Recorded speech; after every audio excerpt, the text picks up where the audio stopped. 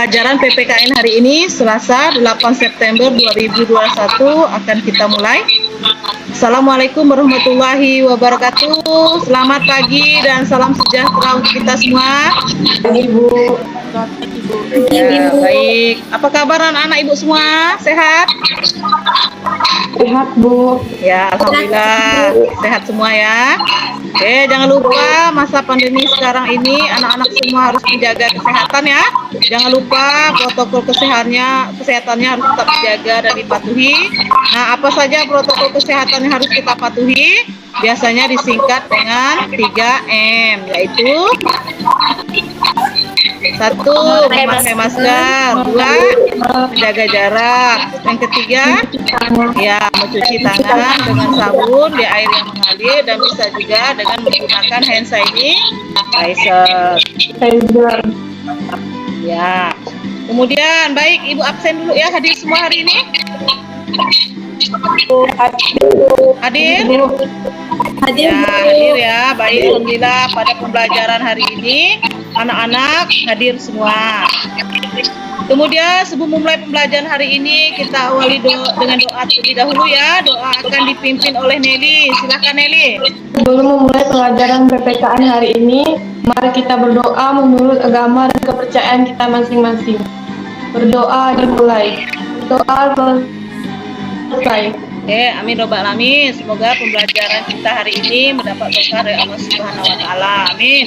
Nah, perlu anak-anak semua ketahui bahwa teknik penilaian yang akan Ibu lakukan pada pembelajaran hari ini ada 3, yaitu penilaian pengetahuan, penilaian sikap, dan penilaian keterampilan.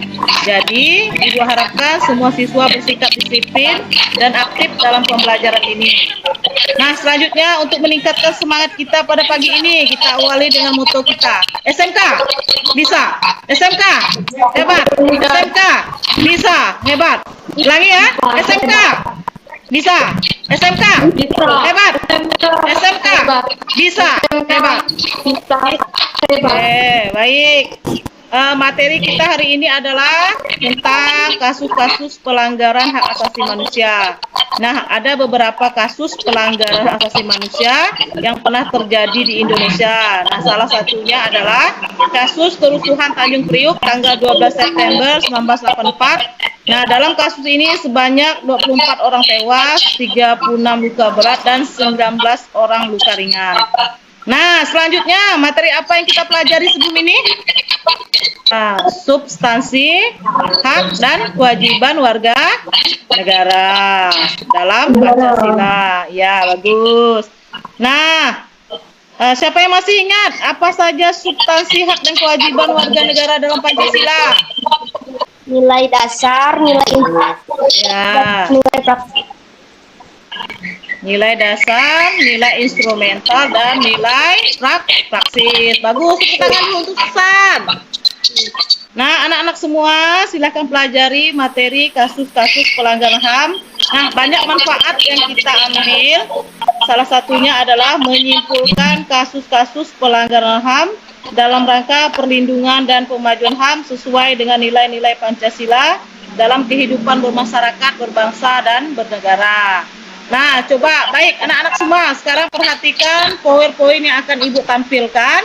Nah, jika ada yang ingin ditanyakan Ibu persilahkan. Ini mengenai kompetensi dasarnya menganalisis kasus-kasus pelanggaran HAM dalam rangka perlindungan dan pemajuan HAM sesuai dengan nilai-nilai Pancasila dalam kehidupan bermasyarakat, berbangsa, dan bernegara. Kenapa Kongres Penegakan HAM di Indonesia? Kemudian yang kedua, menyebutkan beberapa kasus pelanggaran HAM, menjelaskan pengertian HAM, mengungkapkan sebab terjadinya kasus-kasus pelanggaran HAM. Yang keempat, mengamati data kasus-kasus pelanggaran HAM.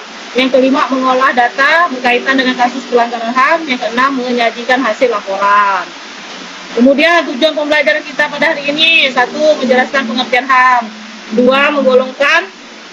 Menguraikan penggolongan HAM. Yang ketiga, menganalisis kasus-kasus pelanggaran HAM ditinjau Piagam HAM Sedunia, nilai-nilai Pancasila, Undang-Undang Dasar Negara Republik Indonesia tahun 1945, Undang-Undang Nomor 39 tahun 1999, menghubungkan pelanggaran HAM dengan aspek sosial budaya dan kehidupan bermasyarakat Indonesia, mengungkapkan sebab terjadinya kasus-kasus pelanggaran HAM, kemudian menghayati dan mengamalkan ajaran agamanya.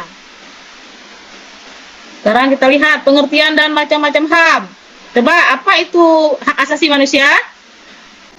Adalah hak dasar yang dimiliki oleh setiap manusia sebagai anugerah Tuhan yang melekat pada setiap diri manusia sejak lahir. Ya, Hak hidup. bagus ya. Hak asasi manusia itu merupakan hak dasar yang dimiliki oleh setiap manusia sebagai anugerah Tuhan yang melekat pada setiap diri manusia sejak lahir, yaitu hak hidup, hak merdeka, dan hak memiliki. Nah, hak asasi manusia dan pengertian hukum tidak dapat dipisahkan dari eksistensi pribadi manusia itu sendiri. Bahkan tidak dapat dicabut oleh suatu kekuasaan atau oleh sebab-sebab lainnya, karena manusia dapat kehilangan martabatnya. Kemudian menurut Undang-Undang Nomor 39 Tahun 99 tentang hak asasi manusia adalah seperangkat hak yang melekat pada hakikat dan keberadaan manusia sebagai makhluk Tuhan yang Maha Esa, merupakan anugerahnya yang wajib dihormati, dijunjung tinggi dan dilindungi oleh negara, hukum, pemerintah, dan setiap orang demi kehormatan serta perlindungan harkat dan martabat manusia. Nah, menurut Kuncoro Purba-Pranoto, hak asasi adalah hak yang bersifat asasi, artinya hak-hak yang dimiliki manusia menurut kodratnya yang tidak dapat dipisahkan dari hakikatnya sehingga sifatnya suci. Baik, menurut John Locke, hak asasi manusia adalah hak yang dibawa sejak lahir yang secara kodrati melekat pada setiap manusia dan tidak dapat diganggu-gugat. Nah, kemudian macam-macam HAM. Pandangan dari berbagai tokoh yang mengidentifikasikan macam-macam hak asasi manusia, yaitu menurut John Locke, Aristoteles, Montesquieu, dan J.J. Russell. Nah, itu ada berapa hak? Hak satu. Hak kemerdekaan beragama. Ya, bagus. Dua.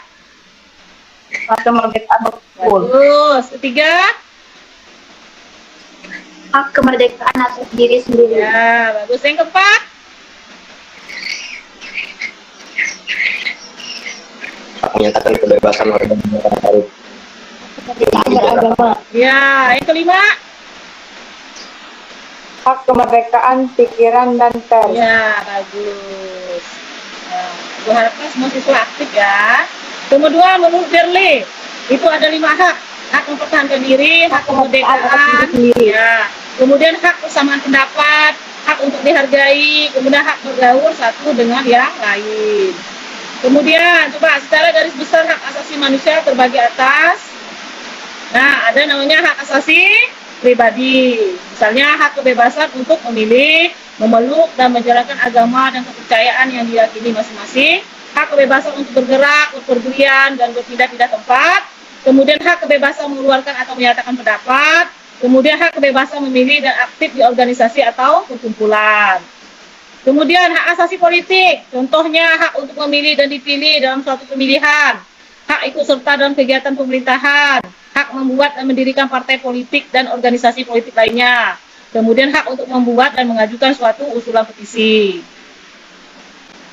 Yang ketiga, hak asasi kesamaan hukum, yaitu contohnya hak mendapatkan perlakuan yang sama dalam hukum dan pemerintahan, hak untuk menjadi pegawai negeri sipil atau PNS, kemudian hak mendapatkan layanan dan perlindungan hukum. Kemudian yang keempat, hak asasi ekonomi, contohnya hak kebebasan melakukan kegiatan jual beli, hak kebebasan mengadakan perjanjian kontrak, hak kebebasan menyelenggarakan sewa menyewa, hutang piutang, dan lain-lain. Hak kebebasan untuk memiliki sesuatu, hak memiliki dan mendapatkan pekerjaan yang layak. Kemudian yang kelima, hak asasi peradilan. Contohnya hak mendapat pembelaan hukum di pengadilan.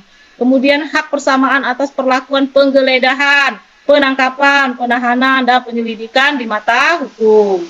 Jadi di mata hukum itu kita semua itu kedudukannya sama. Kemudian yang keenam, hak asasi sosial budaya, yaitu misalnya hak menentukan, memilih, dan mendapatkan pendidikan, hak mendapatkan pengajaran, hak untuk mengembangkan budaya yang sesuai dengan bakat dan minat. Selanjutnya, upaya pemajuan, penghormatan, dan penegakan HAM. Nah, salah satu tonggak dalam upaya pemajuan, penghormatan, dan penegakan HAM adalah ketika Organisasi Persatuan Bangsa-Bangsa atau PBB membentuk Komisi PBB untuk Hak Asasi Manusia pada tahun 1946. Nah, langkah untuk pemajuan, penghormatan, dan penegakan HAM ketika Majelis Umum PBB mengeluarkan Deklarasi Universal Hak Asasi Manusia. atau kita biasanya kenal dengan Declaration Universal Declaration of Human Rights pada 10 Desember 1948. Perbuatan yang dilakukan dengan maksud untuk memperjuangkan perbuatan bagian kelompok aktor, kelompok etnik, kelompok agama. Ya, kejahatan genosida adalah setiap perbuatan yang dilakukan dengan maksud untuk menghancurkan atau memusnahkan seluruh atau sebagian kelompok bangsa, ras, kelompok etnik, dan kelompok agama. Kemudian kita lihat apa itu kejahatan terhadap kemanusiaan adalah perbuatan yang dilakukan dengan serangan yang meluas atau sistematik yang diketahui bahwa serangan tersebut ditujukan langsung terhadap penduduk sipil. Nah, anak-anak semua, coba perhatikan LKPD yang Ibu tampilkan. Ini juga sudah Ibu bagikan di WA group tadi malam ya. Nah, dan juga sudah kalian kerjakan untuk dipresentasikan hari ini. Nah, ini. Kemudian, di mana petunjuk LKPD-nya adalah 1. Baca dan pahami poin-poin yang telah Ibu tampilkan tadi. 2. Baca dan pahami bahan ajar dengan baik dan hati-hati. 3. Jawablah pertanyaan dalam LKPD dengan benar. 4. Gunakan sumber lain sebagai referensi tambahan. Jika ada materi atau pertanyaan yang kurang dipahami, silahkan tanyakan. Nah, sudah diperhatikan LKPD-nya? Nah, kalau sudah, silahkan berdiskusi sesama temannya, di mana Ibu sudah membagi kelompoknya tadi malam ya. Yaitu kelompok 1, Risma, Angela, Depi. Kelompok 2, Nelly, Sisilia, Ripka. Kelompok 3, Siska, Susan, Octavianus. Baik, dan jangan lupa sesama kawannya harus saling bekerja sama. Nah, untuk diskusi ini patut kalian ketahui bahwa Ibu akan melakukan pengamatan untuk menilai sikap dan keterampilan anak-anak semua. Ibu beri waktu 10 menit untuk berdiskusi. Silakan. Baik, sudah selesai ya diskusinya ya? Selanjutnya, ya Ibu persilakan untuk menyajikan hasil diskusi kalian dalam bentuk presentasi. Nah, bisa dengan PPT, bisa juga dengan lisan. Nah, mengingat waktu kita terbatas, untuk hari ini hanya kelompok 1 yang prestasikan hasil diskusinya. Untuk kelompok 2 dan 3, minggu depan ya. Nah, Ibu persilakan untuk kelompok 1 untuk presentasikan hasil diskusinya yang akan diwakili oleh Risma. Kepada Risma, Ibu persilakan. Baik, Bu. Selamat pagi, silakan menyampaikan hasil diskusi kami. Langsung saja ke pertanyaan pertama. Kasus apa saja yang kalian temui dari bahan ajar? Jawabannya 1. Kerusuhan Tanjung Priok tanggal 12 September 1984. Dalam kasus ini, 24 orang tewas, 36 orang luka berat, dan 19 orang terluka. Keputusan Majelis Hukum satu mengucapkan terima kasih. Selamat pagi. Pagi, tepuk tangan dulu untuk Risma. Hasil diskusi kelompok 1 ya. Nah, untuk kelompok 2 dan 3, apa ada tanggapan? Ibu silakan. Nah, baik, tidak ada ya. Nah, tepuk tangan dulu untuk kalian semua. Nah, kalian bagus ya. Nah, selanjutnya, Ibu akan bertanya kepada anak-anak semua. Yang pertama, apa yang telah kamu pelajari hari ini? Pelanggaran hak asasi manusia. Ya, bagus, Angela. Kemudian, apakah ada yang belum kalian pahami dalam pembelajaran hari ini? Ya, udah mengerti ya? Ya, apa manfaat yang kalian dapat dari pembelajaran hari ini? Tahu pengertian HAM, macam-macam HAM, dan kasus-kasus pelanggaran HAM. Ya, bagus, Ripka. Tepuk tangan untuk Ripka, Yetno, Angela, Risma, Cecilia. Nah, mungkin karena sinyal susah, tapi tidak apa-apa. Anak semua, silakan kerjakan tes formatif yang ada di modul bahan ajar, yang juga sudah Ibu bagikan ke WhatsApp group mata pelajaran PPKN. Dan untuk pertemuan selanjutnya, kita akan membahas materi tentang perlindungan dan pemajuan HAM. Nah, tolong anak-anak persiapkan dengan baik referensi yang berkaitan dengan materi tersebut. Nah, selanjutnya, pelajaran ini tadi kita awali dengan doa, sekarang kita akhiri dengan doa. Nah, untuk doa penutup, Ibu harapkan Angela Valentia untuk memimpinnya. Kepada Angela, Ibu silakan. Untuk mengakhiri PPKN hari ini, marilah kita berdoa menurut agama dan Kristen kita masing-masing. Berdoa mulai. Terima kasih untuk Angela Valentia. Tepuk tangan dulu untuk kalian semua. Hari ini sudah mengikuti pembelajaran PPKN. Nah, demikian pembelajaran PPKN hari ini, Rabu 8 September 2021. Atas perhatian anak-anak semua, Ibu ucapkan terima kasih. Jangan lupa jaga kesehatan ya. Ya, 3M-nya harus tetap selalu dipatuhi. Kemudian selamat pagi dan salam sejahtera.